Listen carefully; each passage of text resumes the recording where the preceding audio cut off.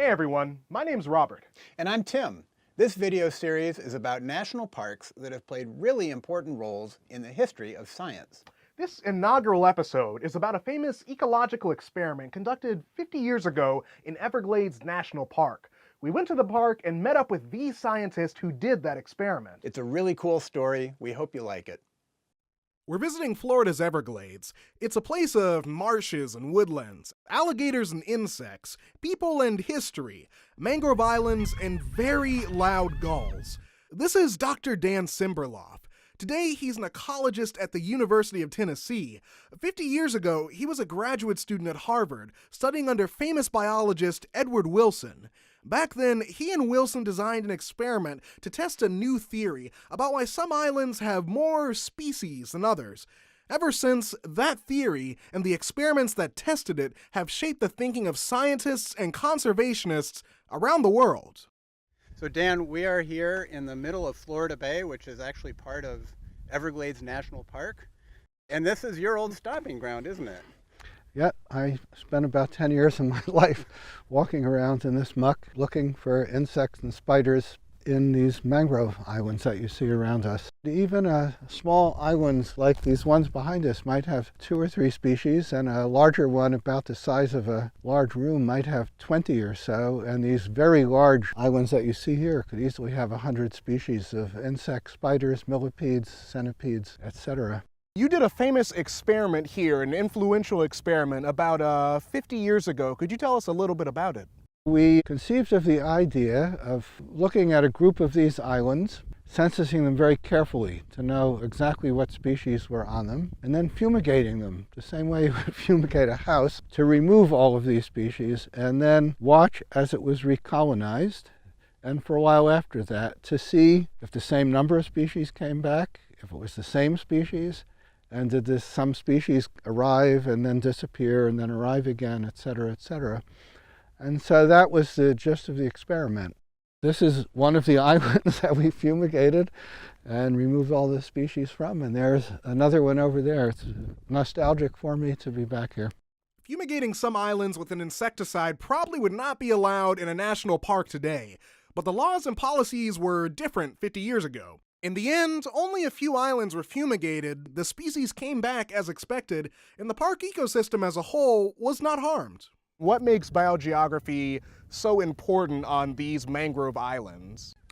It's not specifically these islands. These islands were to test a larger theory. We were particularly interested in that time in testing a theory that my doctoral advisor, Edward O. Wilson, had evolved with another ecologist, Robert MacArthur. And their idea was that we can go out and look at all the species on a particular island, and we'll see that there are 107 species, say. And we can come back 10 years later and there'll still be around the same number of species, but they suggested there'd be somewhat different ones. So the number of species stays about the same. So that was their general idea. Would you say these islands are almost like an apartment building with a transient population? So you have the young college students who move in, then they move out when they can't keep up with the rent, then the older couple moves in, and etc. I had not ever thought to use that metaphor, but it's a good one. So what was the result of their experiment?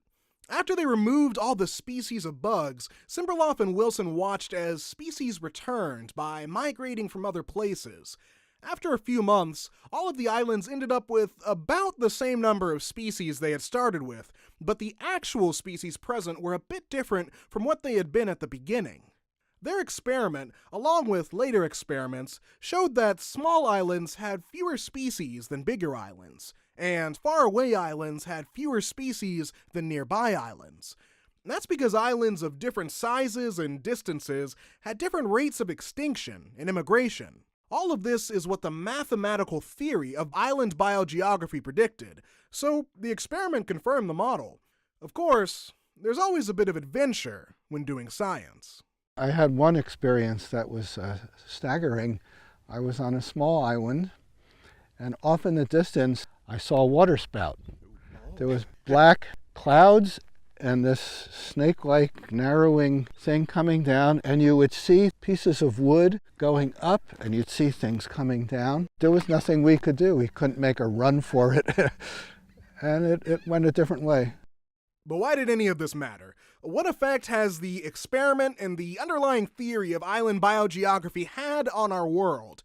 Turns out it's important not just for species of bugs on mangrove islands and a bay, but for biodiversity as a whole on islands of many types, even places we might not usually think of as islands. So a national park like Everglades itself can be thought of as an island. Do your studies of biodiversity on these islands that you can work with have some implications for biodiversity of, say, national parks of different sizes around the world? You know, even at that time, we recognized that kind of potential relevance. We weren't thinking initially of national parks. We were thinking of like a forest surrounded by fields where all the rest of the forest was cut down, or a lake, which is far from any other lake, or a field surrounded by forest. And then later, as you know, we did this work and I did other experiments, we and others began to think about protected areas like national parks. And the real relevance was that we were showing occasional extinction of species on these small islands. And the smaller the island, the more frequently there were these local extinctions.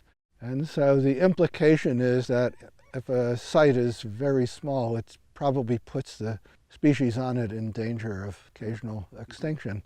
So what do others have to say? We talked to some other scientists and conservationists to get their take.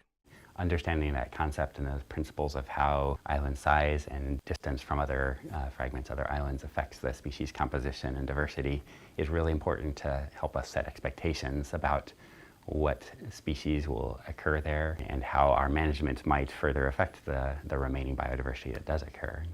I work for the Fish and Wildlife Service as a program officer for the Rhino Tiger Conservation Fund and the Great Ape Conservation Fund, and we support projects in Asia. So the small protected areas typically cannot hold a substantial number of animals, so they have to disperse. But being that they are in these small islands, they would need to get to another island if they have to continue existence, so to speak. And if we have a lot of separation between these small protected areas, the likelihood of extinction is also fairly large, and we are actually dealing with those sorts of issues. I still remember learning about that experiment. To think that they went out in the mangroves, they erected these structures and closed them off and fumigated them and cleared everything so that then they could reassess how they were colonized was just a really great example of an elegant experiment to be able to precisely answer the question that they wanted to answer. Well, there you have it. Everglades National Park. A bold experiment and an influential idea that's still useful today. Yeah, that story is a really nice example of how our national parks are great for science. Everglades National Park and all the other parks still support research today, even if they might not allow the fumigation of islands. It was a fun story to tell. Check back in to see more stories of national parks in the history of science. See you next time. There's another hollow twig. Let's see what's in it. Oh, there's something in that one too. Another chromatic aster. Yep. Great place.